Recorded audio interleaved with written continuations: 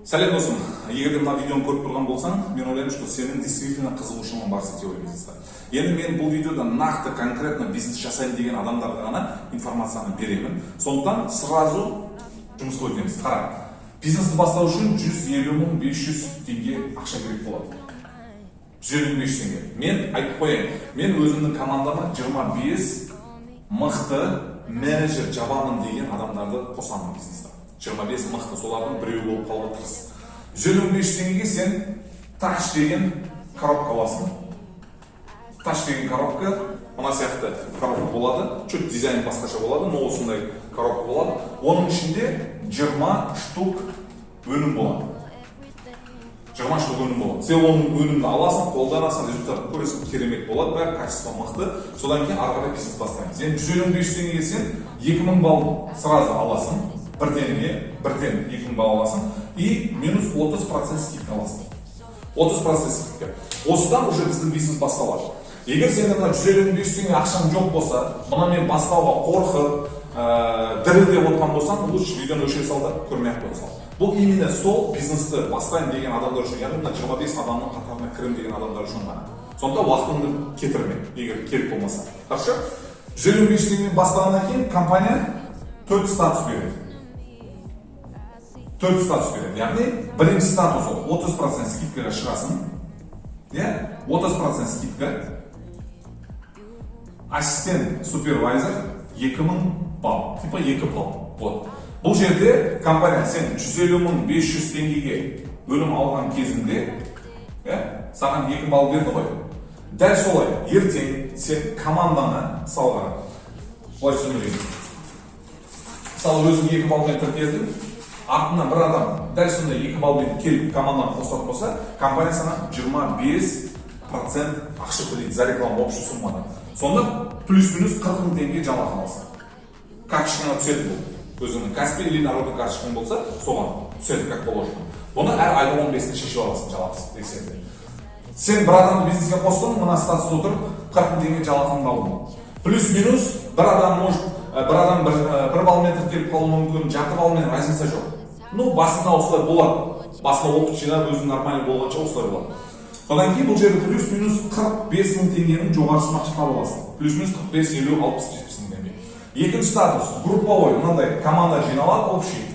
Оны біргелікте жинаймыз, уайымдама құдай қаласа, мен полностью көмектесемін саған.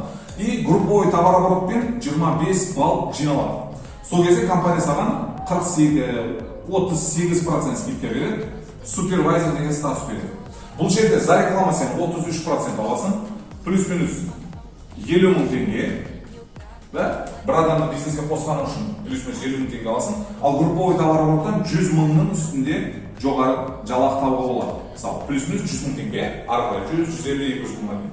Ал келесі статус бізде 75 балл, 43% скидка, ассистент, менеджер деген статус болады бұл жерде. Сен бұл жерде за реклама 38% аласың, групповой товарообороттен где-то 60.000 теңге арыз берісі жалақы түседі. Соны ғой, 60.000 теңге. Бір адамның қосқан кезінде бизнес болады. Групповой товарообороттан 200.000 и выше алуға болады. 200.000 выше. Енді ең последний статус бізде менеджер деген статус, яғни 120 балл, 48% групповой товарооборот. За реклама бір адамның бизнеске қосатын болсаң, саған 43% төлейді компания, плюс-минус 70.000 теңге саған за реклама ақша төлейді компания. Бір айда мысалы 2 адам қостың 70.000-нан 140.000 теңге. Дұрыс па? 3 адам қостың 210.000 теңге, разница жоқ. Ал групповой товарообороттан плюс-минус 300.000 теңге жалақы түсер екен. Ол групповой товарооборот қалай болады, оны мен саған бәрін түсіндіремін содан кейін. Сен пока оны бірден қазір ұқпайсың. Сонда просто за реклама қалай ақша түседі, и қалай ақша алуға болатынын сен түсініп алсаң, ары қарай кетеміз болды, иә? Значит, сен когда менеджер жабасың 3-6 ай ішінде $1000 үстінде жалақы шығуға болады. 3 айдың ішінде $1000 үстінде. Егер сен стабильно менеджер жапқаннан кейін $1000 үстіне шығуға болады, мысалы, ал где-то бір жылдан кейін $3000 жалақының $3000 үстіне шығуға болады. Түсіндің ғой, иә? Вот, осы главный нәрсе, маған дәл осылай менеджер жабам деген 25 адам керек, сен соның біреу болып қаласың. Енді саған айтайын, менеджерден кейін мықты дәрежелі басталады, яғни пенсияларға шығуға болады. Ол нәрсені мен саған, может, қазір қысқаша түсіндіре саламын. Қалғандарын, иншалла, сен, когда менеджер жауып бизнеске қосылып жатсаң, ары қарай түсіндіремін. Қара, өзің менеджер болғаннан кейін компанияда артыңда бір менеджер тәрбиелейді. Оны біргелікте тәрбиелейміз. Сен қалай жаттың менеджерді, оған да соны үйретеміз. Бұның групповой товарооборотына саған 6% түсіреді. Бұның артынан бір менеджер шықса, бұдан саған 3% түсіреді. Ал үшінші линияда менеджер шықса, бұдан саған 2% түсіреді. Общий 11% авторский гонорар где-то 1,5 миллион теңге болады екен. Бір линияда. Егер екінші линия шығарсан, үшінші линия шығарсан, бизнес без ограничения, әр линиядан 1,5 миллион теңге сен авторский гонорар алып отыруға құқығың бар. Түсіндің ғой? Сондықтан мен осымен аяқтаймын. Қысқаша түсіндің деп ойлаймын. Егер де саған конкретный направление, система керек болса, оны мен құдай қаласа барлығын үйретемін. Просто сенің шешімің болу керек, чтобы жаңа айтқан 150.500 теңгемен мен бизнес бастауға дайынмын деген шешімің болса, маған обратный связь ашып, иншалла сені 1000, 3000, 5000 доллар жалақы шығаруға 100% өзімнің көмегімді беремін. Давай.